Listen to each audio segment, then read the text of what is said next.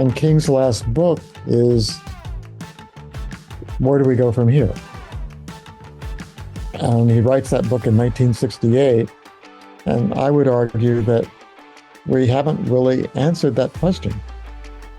We're living in a time where we're facing the climate crisis, we're facing racism, we're facing war and violence in the Middle East, but we're also facing a lot of peer pressure. And Dr. King emphasizes a point that we must strive to be transformed nonconformists. What is the process that leads someone who, like myself and like many other people, just want to go about our days? We're not that critical about the society we live in. We don't think one person can't change the world, and we just have this attitude. And yet, someday we have an awakening. And the world hasn't changed, but our attitude about the world changes.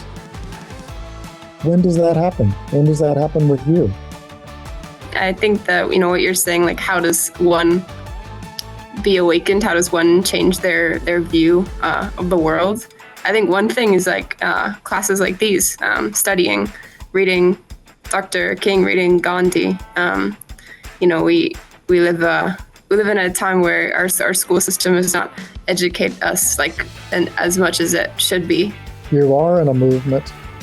You are people who, I think, see yourselves as civil rights reformers or human rights reformers. You do have a second chance. You do have a chance to look back at his history and say, I would do better. But I'm kind of pushing you to, somebody puts you on the spot. How are you going to do better? Where do we go from here?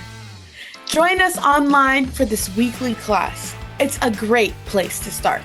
Classes are every Monday afternoon, so contact us today and let's get into action.